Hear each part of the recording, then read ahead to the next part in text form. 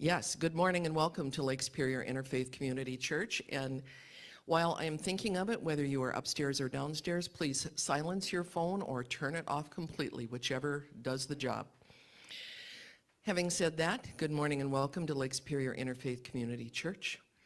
As our name suggests, we are a community which honors many paths to the divine. And to support this vision, we invite a different speaker to share his or her story each week. Today, our speaker is our friend John Schneider, who will, in a little while, enlighten us with his wisdom. Yeah, how's that for a setup, John? You're welcome. So, as our invocation today, I'm going to read a quote that I found here on the podium. This is from The Universe as revealed by a man named Mike Dooley. And this is the quote. To add zing to your daily life, remind yourself, I created this because I wanted to. Prepare to be empowered. And so, good morning. It's time for our greetings. Whether you prefer a smile, a handshake, or a hug, please take this opportunity to greet one another. If you prefer social distance, simply remain seated.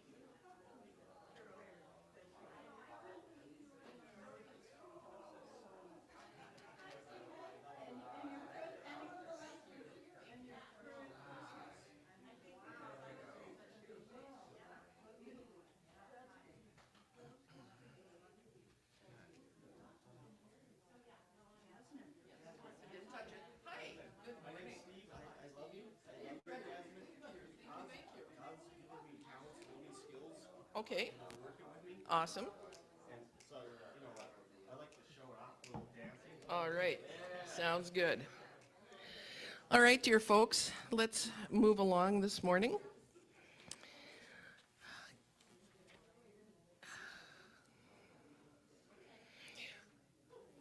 I would just like, we're at the time of year when people are either comfortable or a little too warm or a little too cold. And having been through this before, I would like to request that if you would like the temperature in the room altered, that you talk to the person who is presiding, whoever that is, so that we don't have people running up and jerking our poor heating system up and down. So thank you for that. All right, Carol, will you play our opening hymn? Our opening hymn you will find on the white card if you need it. So let's rise for that song, please.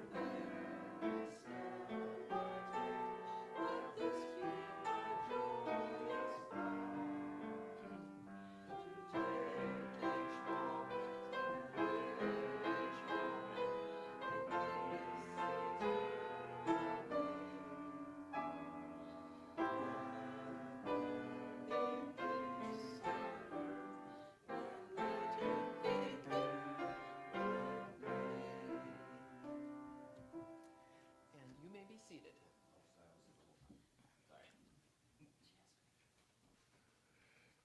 And we have lots of announcements this morning.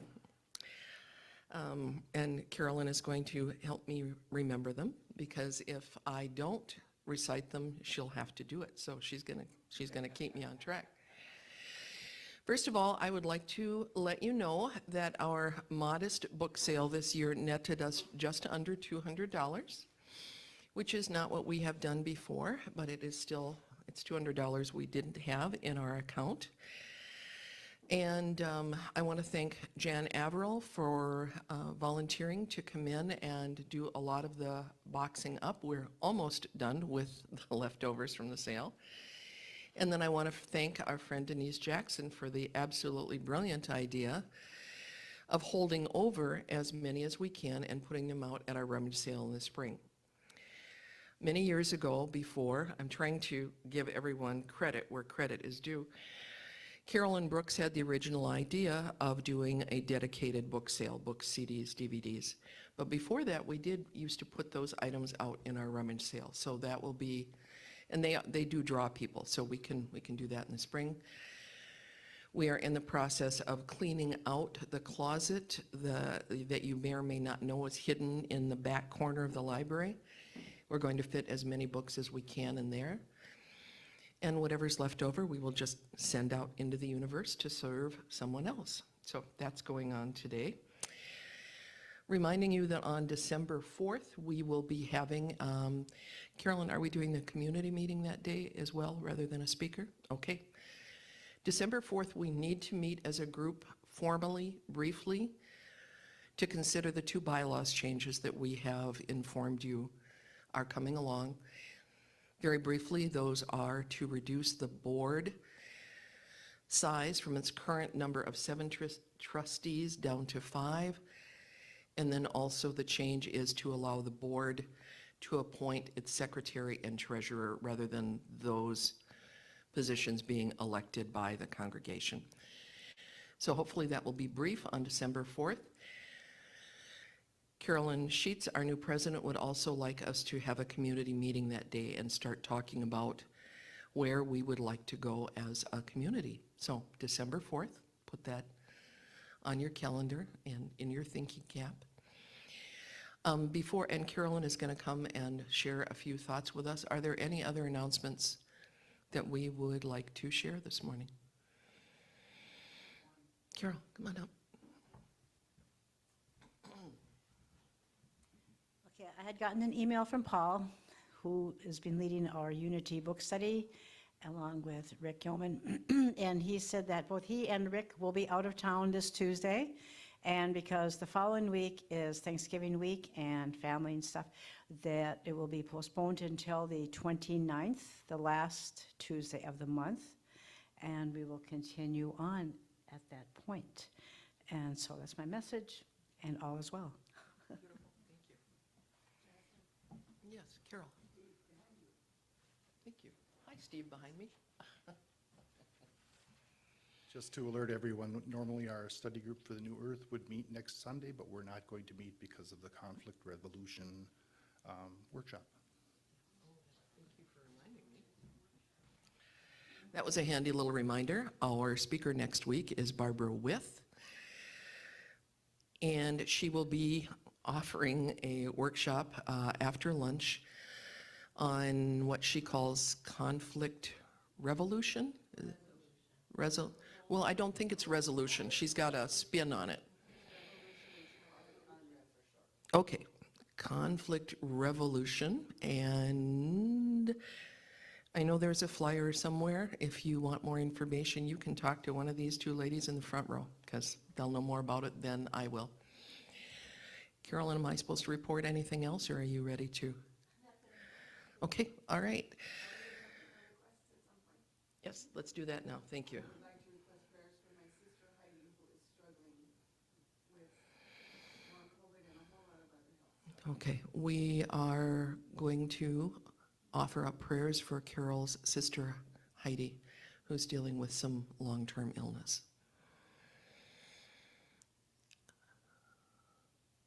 Sue. Prayers still for Denise, that she works through her issues. She's getting better and better because we prayed for her last week. But let's keep praying for Denise. Yes, absolutely, absolutely. And I would just like to, you all know that, that I learn things from the animals in my life. And I adopted a German Shepherd about a year ago who has separation anxiety. And because I'm not a big fan of prescription medications, I have been resisting getting her some medical help in that regard. Last Monday, she broke a kitchen window, cut her paw. We had a rather expensive visit to the veterinarian. She had to be muzzled to be taken into the vet clinic because she is so fearful of new people. When the vet saw how fearful she was, she didn't even ask if I wanted the medications, which turned out to be fine. She sent me home with trazodone and gabapentin, which are two substances I would normally not go within 10 feet of. However, the trazodone is a small enough dose. It doesn't make her dopey or weird. It just reduces her anxiety when I'm not around. And so I realized, thank you, later in the week, that this whole experience was a blessing. The broken window, the expense, the injury to her paw was minor. But what I got out of the experience is to not be so resistant to something, because that's a big challenge in my lifetime, is being resistant to things. So she's on a low dose, and the best thing about it is it's situational. So on the days when I leave the house, I can give her one. When I'm around, she doesn't need anything. So it doesn't account, or it doesn't amount to that much. So I'm thanking the beautiful dog for helping me to learn a lesson, and I'm thanking the universe for bringing the dog to me to make it possible for me to learn a lesson that I evidently needed to learn. So thanks, everyone. All right, Carolyn.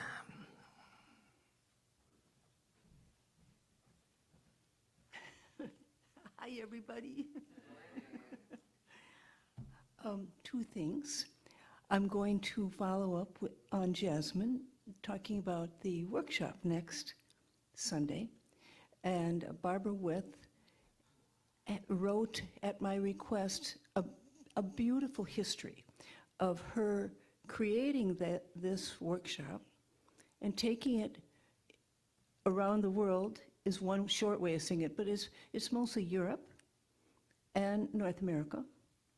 And she started the journey in this church. This is where she had the original inspiration, the original message coming through. And so she's written it up, and it's downstairs for us all to have a copy of. And my hope is that because it's happening here and it's very much part of our story, that as many of us come as possible, because we are in a time of change. The whole world is in a time of change, and that's what the workshop is about how to move through change with starting inside. And one of the beings that former people that she channels is Einstein. And so Einstein, she even wrote a little book of Einstein's work with her, and he helped refine this model that she's going to teach us next Sunday afternoon. You got it, Jerry, yes. And she's offering it simply for a love donation to the church. She's offering her service, her presence and teaching for free. So my intention is that we have enough of us there to really help each other with this model for change that was given to her through angels. Angels realizing that they had an idea for world peace that starts within, and they brought it to her and a group of her friends who were all channeling back in the day, late 90s, and then on into the 2000s. So it's a very big story for our church. And she became a member way back, and I believe has stayed a member ever since. She transplanted herself from the Twin Cities to Madeline Island many years ago. I think the early 2000s. And so she is going to be asking people in Duluth, and very much this church, to participate in a research project on this inner peace, global peace process. She has an official research, the way that statisticians do it. And so that's also something that's going to begin next week. And she is going to come back as many times as we all agree to. We and she agree to over this year, over 2023 and even 2024, because this is global work that she is very familiar with. And she has an amazing website that is printed on the handout downstairs. It's to start at 12 or 12:30 or 1. Really, I don't have a copy of the flyer, but the flyer says nothing about what it's about. And the flyer simply says conflict revolution, or actually I think it even says Con-Rev. And so it's kind of like you have to know what it's about to know what it is. And so, but there's a whole page of written material downstairs.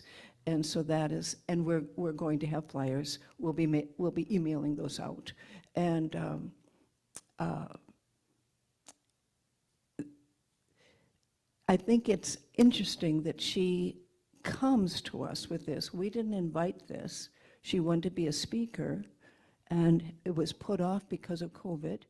And so she got placed here now. And it is at a time where our new board is going forward now into realizing that it's a time of transition for us as a church. We've emerged from COVID, and we have lovely opportunities ahead that we can explore. And so this is when she's ending up here, not 3 months ago or whatever it was.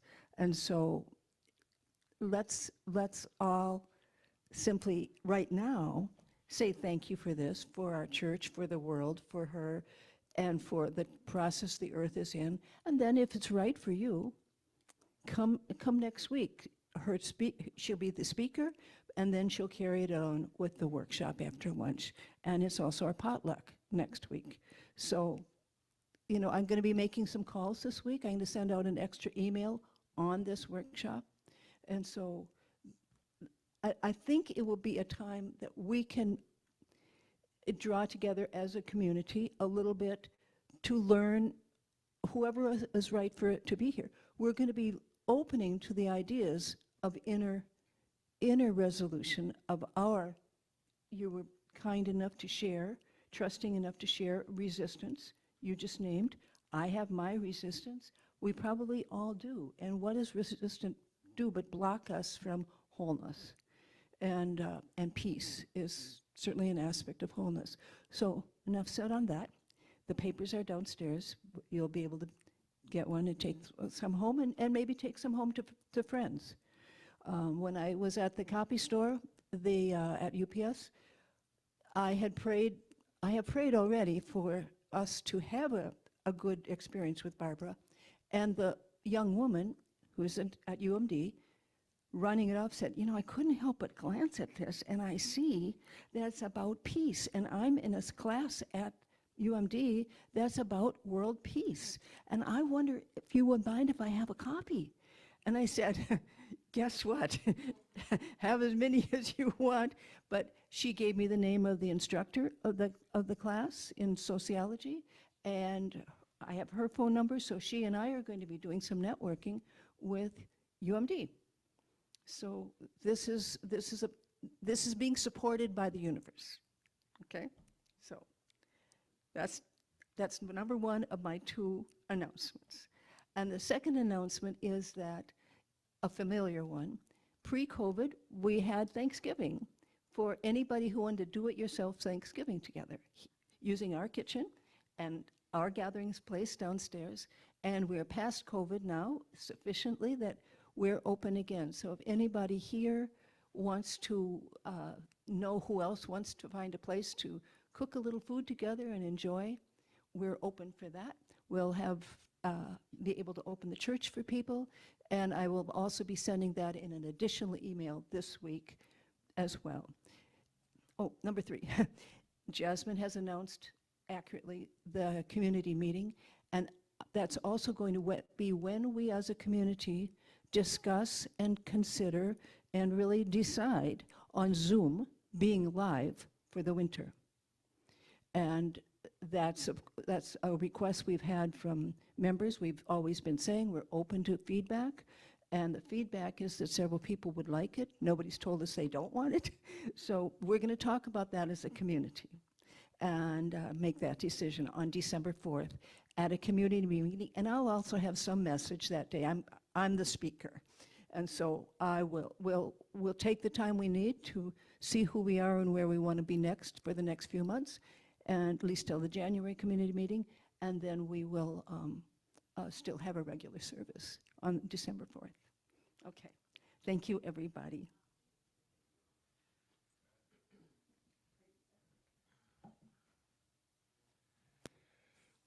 Carolyn, if you want to give me a few of the flyers, I can post those at St. Scholastica as well. So we can put some more news out. And I will also, when you send out your email, I will also put that on the church Facebook page, because there may be people who are on one or the other, but not both. All right. I think that this morning we will be, before we move into, Sue, please do bring up the healing bowl. That's great. We will say the unity principles together, and that's on the small piece of paper. Hopefully there's one in the pew near you. We've been doing the unity principles for a while, and as we explore whether we are indeed going to be moving into being a unity church. But in the meantime, I feel that the intent of these principles is very, very similar to that of the spiritualist principles that we've used for years. This is shorter and more concise. So The unity principles. God is the source and creator of all. There is no other enduring power. God is good and present everywhere. We are spiritual beings created in God's image. The Spirit of God lives within each person. Therefore, all people are inherently good. We create our life experiences through our way of thinking. There is power in affirmative prayer, which we believe increases our awareness of God. Knowledge of these spiritual principles is not enough. We must live them. And now we will sing hymn number 74 in the silence. Will be followed by our healing meditation and John's message this morning.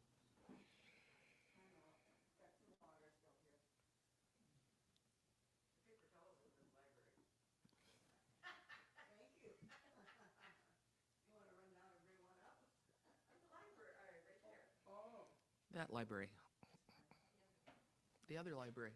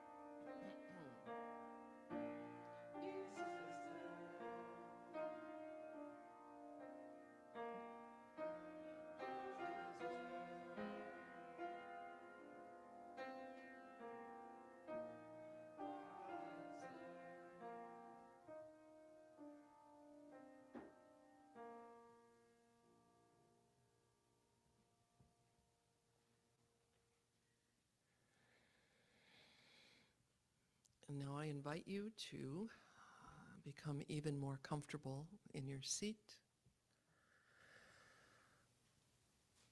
Straighten your back, across your legs, feet on the floor. If you are comfortable with it, let your arms hang down a little bit. And relax your jaw so that your teeth aren't meeting.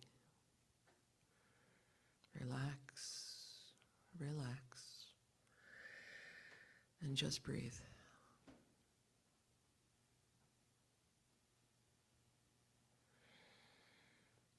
And as you are relaxing, I'm going to invite you to be so comfortable that you leave your body behind on the bench for a little while.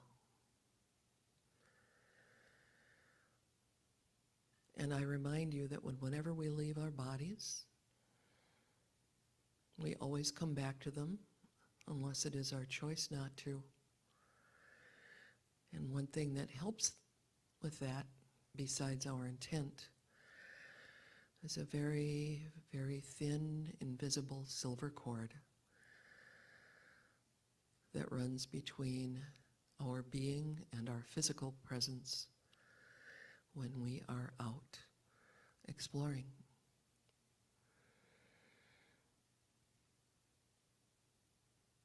And when you have left your body, you realize that you're uncomfortable emotionally. Something is bothering you.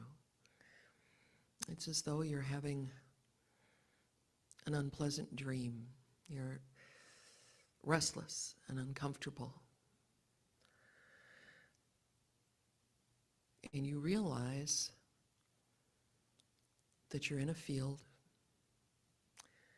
and in front of you is a wall, And for some reason that you don't understand, you have both hands planted on that wall and you are pushing that wall for all that you are worth.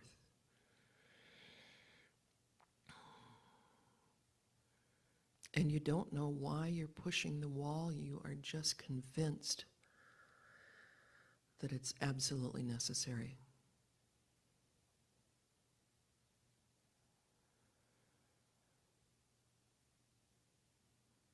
And after a while, you get tired of pushing the wall, emotionally fatigued by the effort, physically fatigued by the effort. And there's a niggling at the edge of your spiritual consciousness that says, why are you doing this?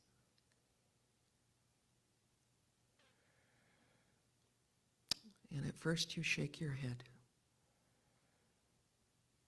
You have been so convinced for so long that you need to push things, that you need to resist things, that it's frankly really irritating for someone or something to suggest that it's not necessary, because that would question your judgment. And your ego is in the background, waving its arms and turning red in the face, because it does not want you to question the way that it influences you.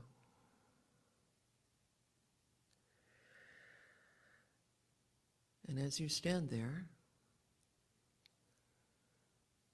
a very light, warm rain begins to fall. And a light breeze comes up. And the sun is very soft around you. And before you realize it, you are slowly and gently being seduced away from pushing on that wall.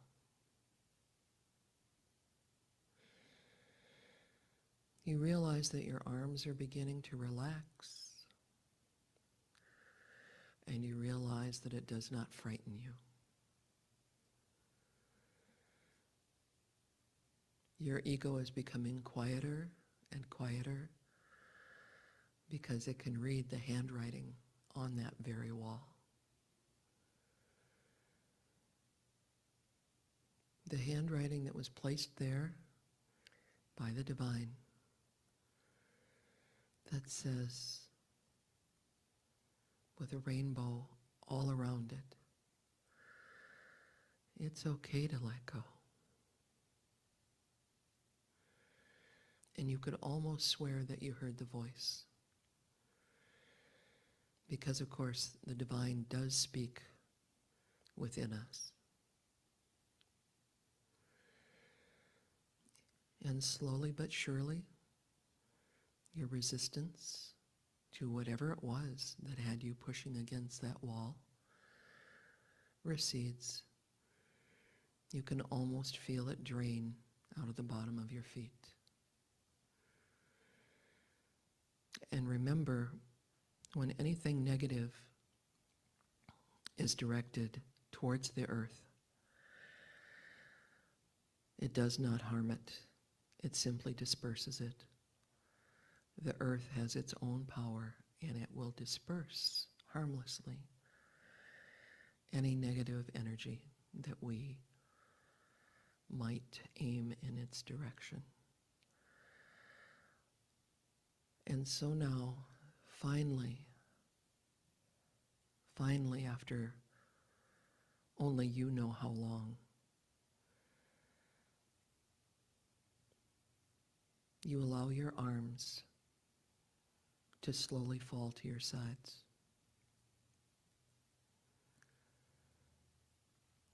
And you're a tiny bit uncomfortable at first because this is such an unusual feeling.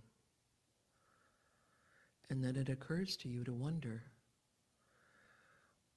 What can I do with all of the energy that I used to use, feeling that I had to hold up that wall, feeling that I had to hold back whatever was on the other side of it, feeling, honestly, that I was not in control of my life because I had to push.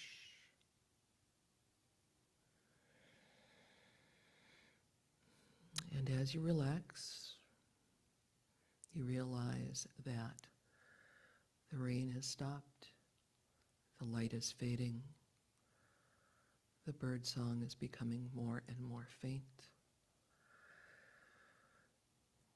and your consciousness is following the silver cord and bringing you back to your beautiful physical vehicle here on these benches. And as you settle into your body, you give a little shake so that you're comfortable, so that everything fits. You thank your body for waiting for you. You thank the divine for the guidance. And last but not least, you thank yourself for being willing to be open to the change which you co-created. And now, my friends, when it's time to be aware of this time and place, it's time to open your eyes and become aware of your surroundings. And so it is. Amen. And now John will share his message with us.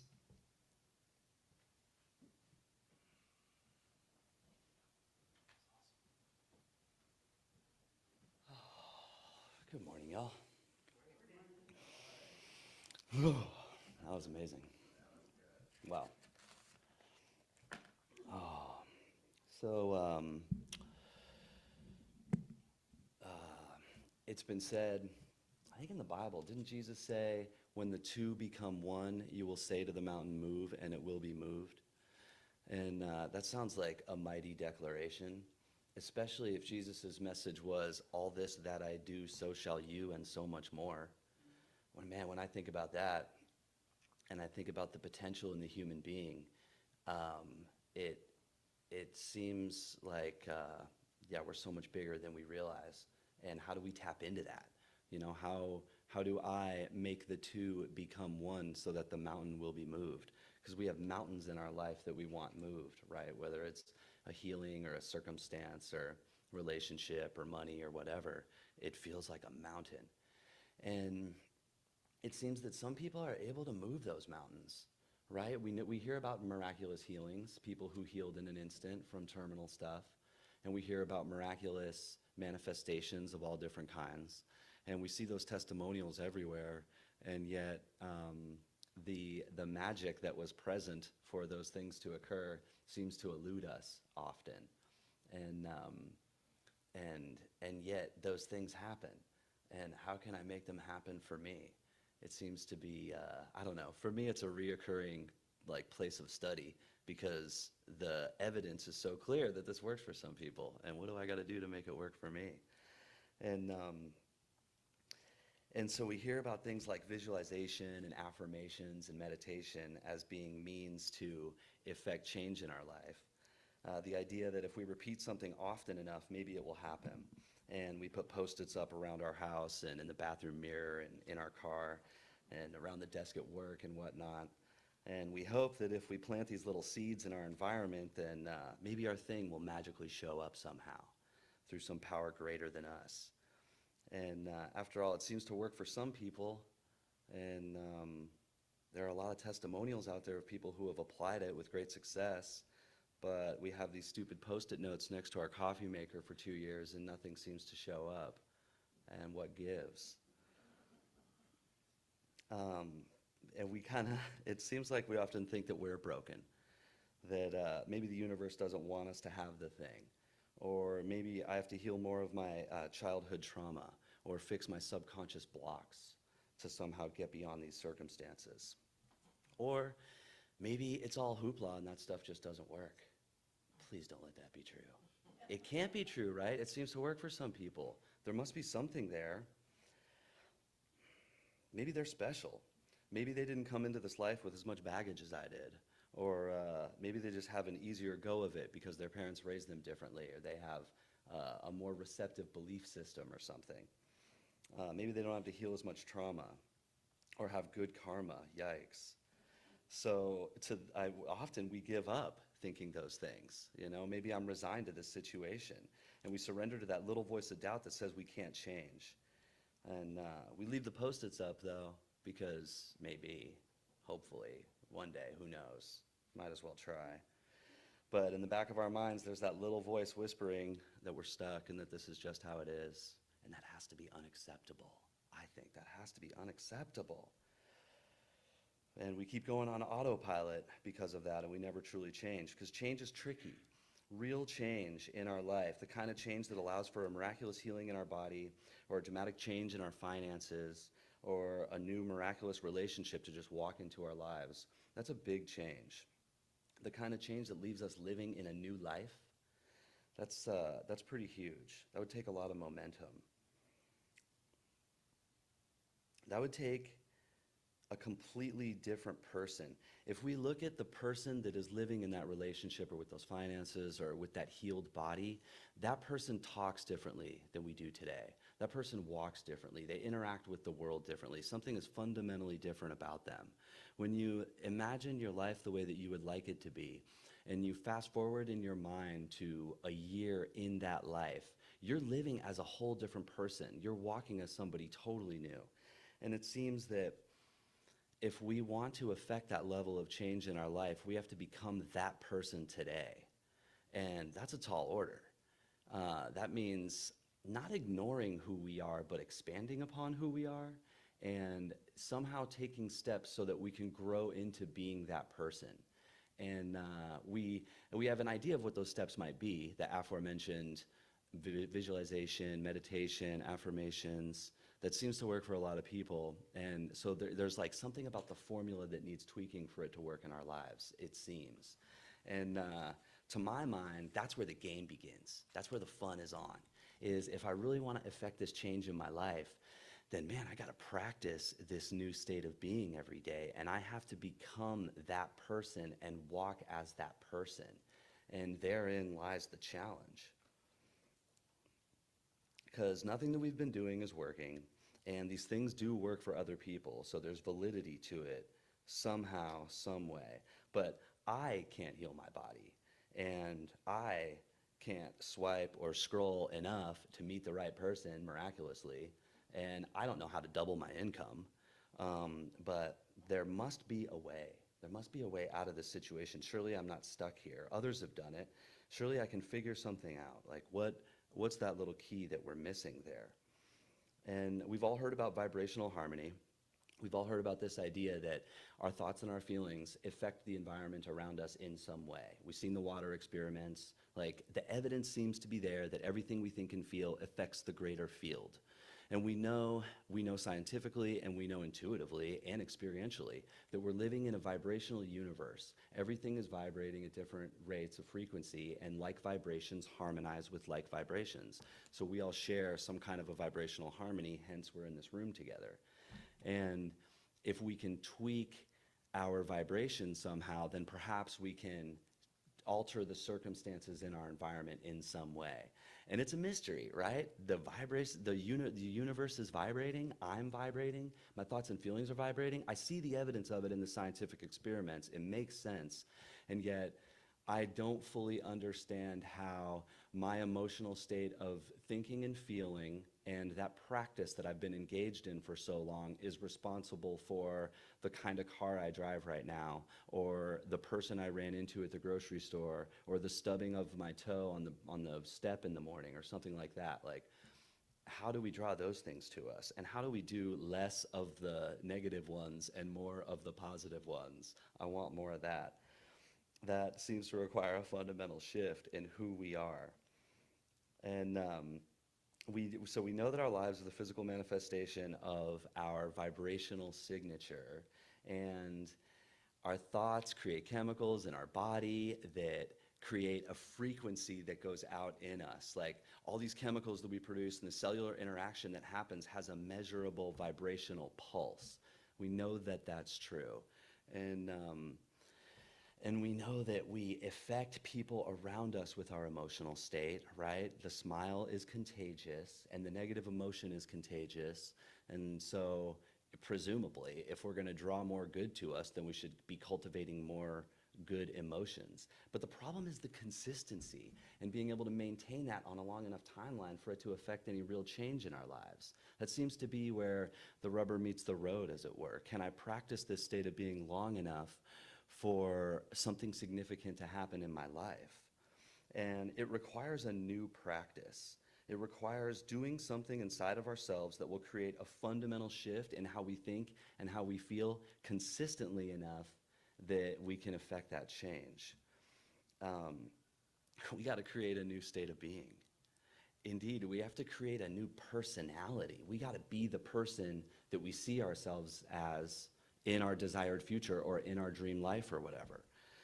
And that requires practicing new thoughts and feelings long enough to become that person. So it seems to be that the people who have those miraculous healings and those miraculous transformations and stuff, they have a fundamental belief in their ability to do that, or that there is a power out there that can heal them. And we want to get connected with that power because, it says in our principles that God is the source and the creator of all, and there is no other enduring power. And I believe it was Saint Germain that said, to acknowledge a power opposed to God is to negate God's power. And that kind of goes back to like, you get what you focus on. If you're putting your attention on a power opposed to God, you're introducing some kind of obstacle to the miracle. Because surely in God's world, there is no miracle. It just is. It's not a miraculous healing. Health is just the state of being that we are. We are the totality of the universe. The totality of the universe is an expression of perfect harmony. The universe wastes nothing.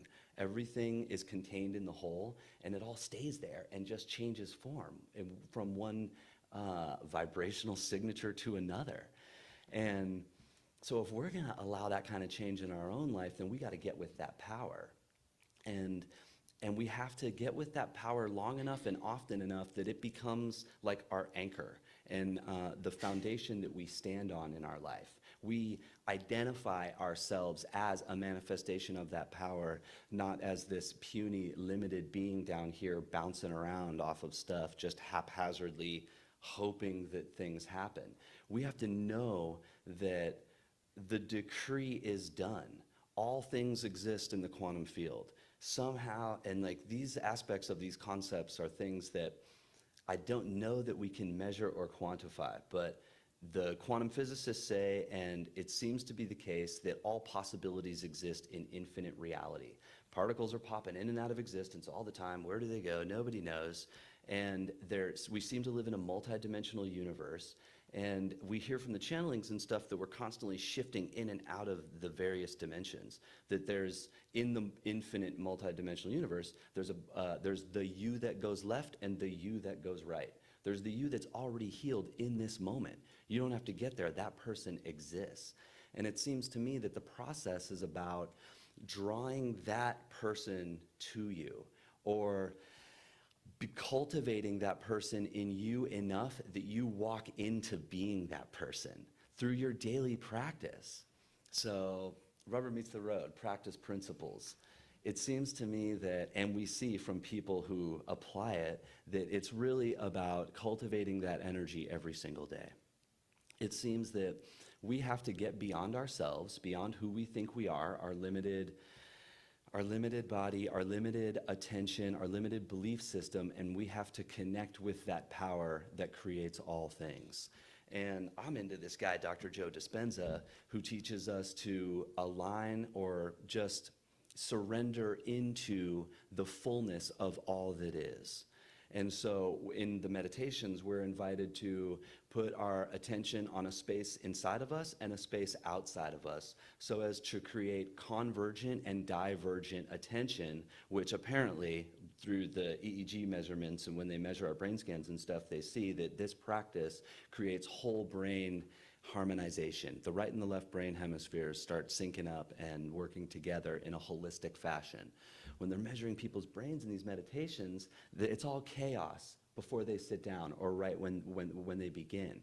And after practicing this, especially the people who get really good at putting their attention on all of space, you know, the tiny and the gigantic, the finite and the infinite, that process, they start to see harmony in the brain. It's measurable, and it works every time. And that in turn creates heart and brain coherence. And when the heart and the brain get synced up, our energy gets really coherent. And we start living in a field that is orderly. The energy around our bodies is less chaotic and it's more orderly.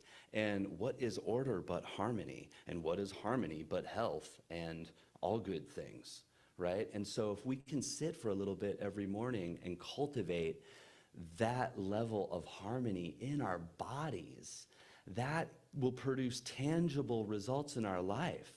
In the short term, we feel better now. That's worth the price of admission in itself. Even if I don't heal my issue or meet the person or whatever, at least I feel good while I'm walking through the world every day. And yet, if we can practice it consistently enough and maintain that state of being long enough, people see miraculous changes in their life. Things start to get more orderly around them. Life starts to flow a lot better. And people who are trying to heal certain conditions end up having miraculous experiences as a result of it. And it's not as a result of, in a lot of these cases, it's not as a result of trying to heal the issue. It's a result of connecting to the field. It's a result of, we know that God is everywhere, therefore God must be in me. And God is in all things, so I must be connected to all things through that presence of God within me. And it's about connecting with that, I want to say awareness, and I mean experience. The more that, if you can sit there and get your attention in that place where you are not focused on your body, you're not focused on your issues, you're not trying to do anything or go anywhere, you're lost in the infinite. In the case of the Dr. Joe meditations, we're lost in the infinite nothingness, the infinite blackness. Because in that infinite blackness, we're in the unknown. What can happen there? Psh, I don't know, whatever the field cares to not allow to have happen, but I guess what would naturally happen when we're out of the way. When our attention is in infinite space, we're not mucking it up with our resistance, with our clinging to our old patterns and these ideas of I can't do it, or I'm stuck here, or I have karma to heal, or whatever stories we make up. Those stories don't exist in that place. There is only the harmony and the wholeness that would be if we weren't kind of getting in the way. And if we can stay there long enough, it seems that by putting our attention there, we incidentally put our energy there, because energy flows where attention goes, and where you put your attention is where you put your energy. And what are we but energetic beings? And what is our life but a reflection of our energy field, right? And so we're practicing a new energetic state of being when we go to that place. And the more that we practice it, the better we get at it. And so it's really about consistency.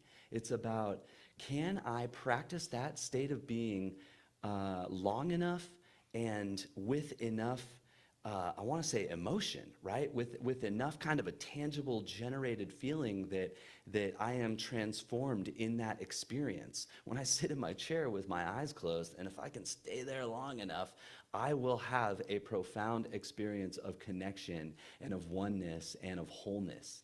And if I can connect with that wholeness a little bit every day, hopefully a lot of bit every day, because speaking from personal experience, a little bit doesn't do it.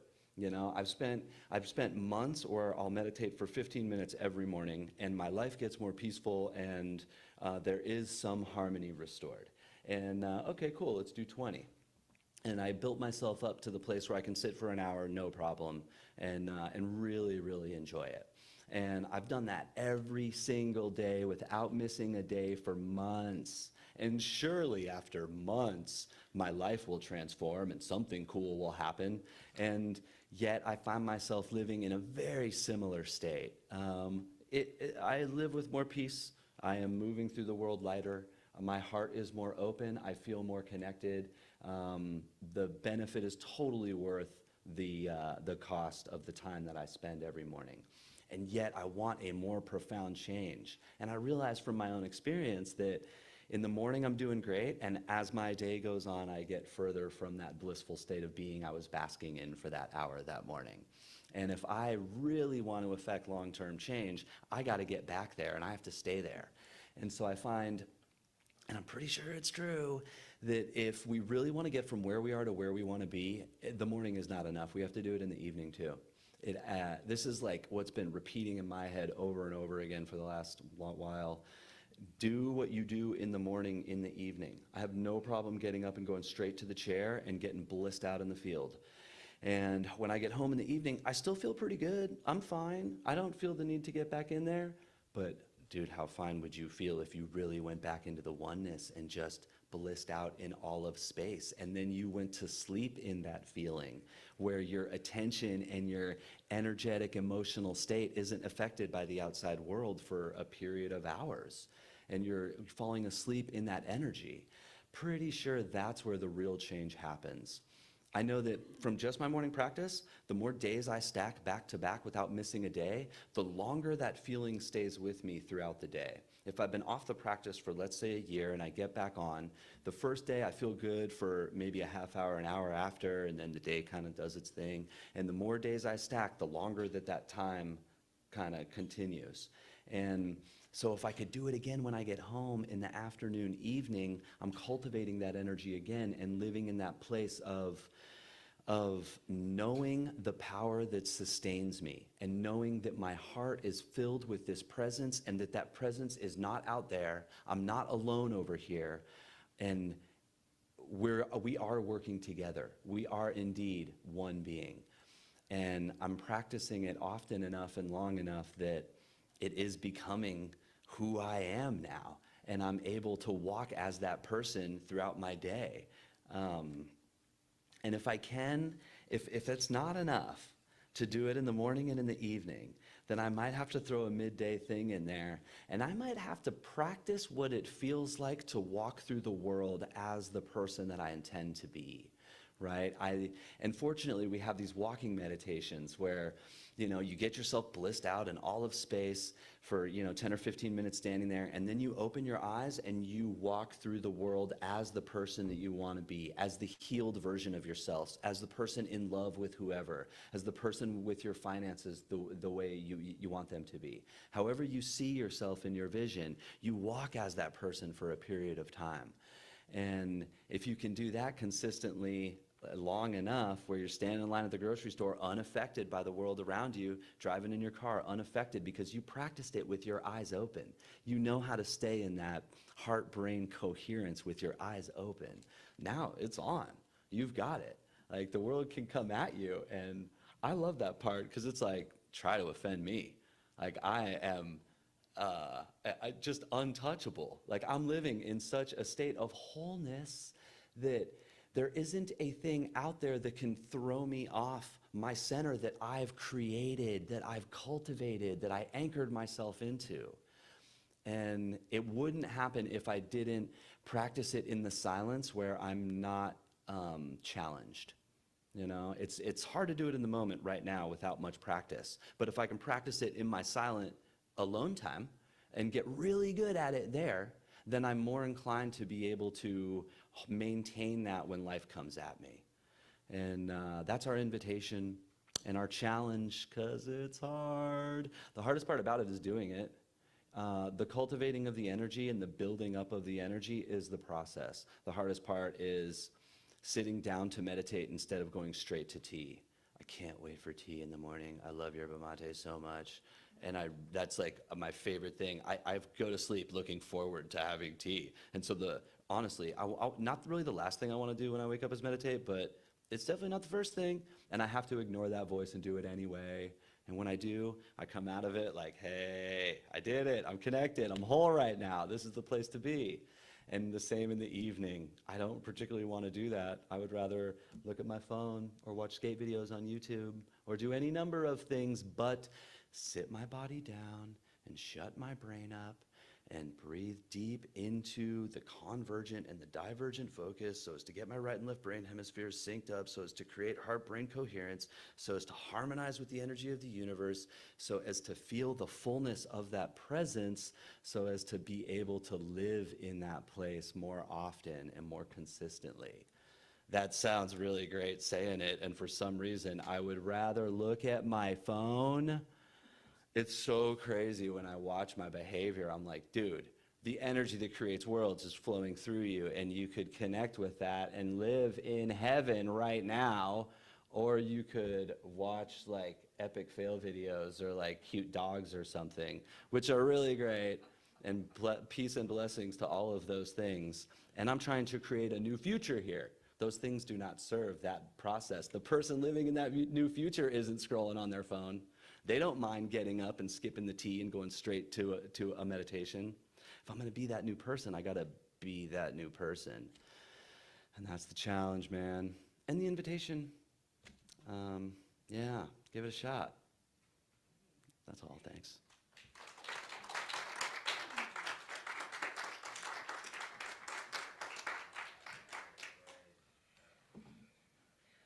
Would two people please bring home? Oh, that was an interesting slip of the tongue. Please bring forward the baskets for our offering. And I have an insight that I want to share based on John's talk while the baskets are coming forward. I know why the sticky notes on the coffee makers or the bathroom mirrors or whatever don't work, and here is why. The secret, and there is a pun in there, the secret that has been revealed to me is the sticky notes only work when you do what I do, which is put them on the edge of your computer monitor. That's the secret spot. That's where they work the best. Mother, Father, God, we are grateful. At this moment in time, we are most especially grateful for our time together, for our shared understanding, for our shared gratitude. And please remind us to sustain this feeling, as John was saying, as we go out through the world, and may the energy flow from us. Thank you, and amen. And now we are going to join in our circle.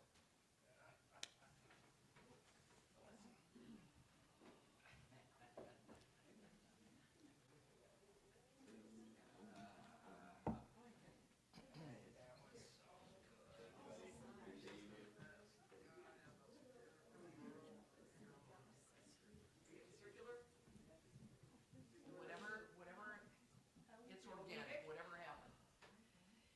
Benediction for today. Thinking of the dog who broke the window. Our dear friend Phyllis McCoy sent me this insight a couple of years ago. I must have been complaining about something. Okay, good. It's very short, but absolutely brilliant. My barn has